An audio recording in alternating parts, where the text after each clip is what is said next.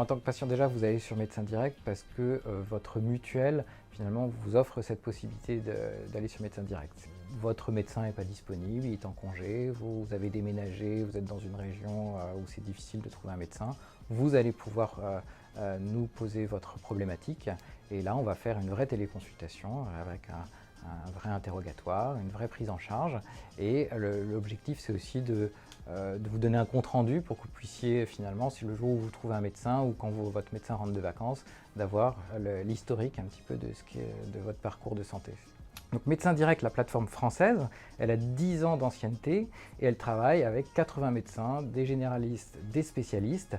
Et nous avons conçu nos outils pour finalement avoir une prise en charge des patients qui est rapide, qui est coordonnée, qui est protocolisée et qui est graduée. Donc vous avez d'une part la satisfaction du patient qui est évaluée à l'issue des téléconsultations pour vérifier un petit peu comment s'est passée la prise en charge, quels ont été les délais de cette prise en charge, est-ce que le patient s'est senti écouté, est-ce que les informations données par le médecin lui ont paru claires, et surtout vérifier un petit peu qu'est-ce qu'il aurait fait sans Médecin Direct. Et l'autre versant, c'est d'évaluer aussi l'exercice professionnel des médecins. Donc on fait une évaluation par les pairs eux-mêmes sur différents critères. La prise en charge du patient, que ce soit sur l'empathie, que ce soit sur le respect des protocoles que la direction médicale a mis en place, les respects de ce qu'on peut faire ou pas faire en téléconsultation.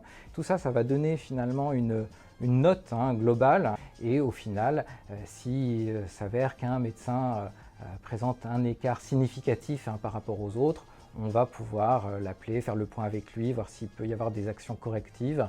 Alors, pour améliorer au final cette satisfaction, ça passe dans un premier temps par l'information finalement du patient. Qu'est-ce qu'il peut faire sur la plateforme? D'autre part, c'est avoir un support patient efficace, c'est-à-dire que nous on a un support qui reçoit quand un patient a du mal à utiliser la plateforme, donc ça peut être sur le point de vue technique, ou quand il ne comprend pas, parce que parfois le patient n'ose pas dire au médecin je n'ai pas compris, donc il va préférer appeler et dire pourquoi j'ai eu telle réponse. Pour améliorer côté médecin, on va encourager les échanges, c'est-à-dire que Médecin Direct fonctionne comme une clinique virtuelle finalement, où les médecins sont en permanence en train d'échanger entre eux. Il y a une vraie collaboration, un vrai partage des informations. Notre but, c'est d'avoir une homogénéité de prise en charge. On ne veut pas que ce soit des médecins qui aient chacun un peu leur manière d'agir. Voilà, il y a une ligne directrice commune et ça, on est assez vigilant à mettre en place ce genre de solutions et de services.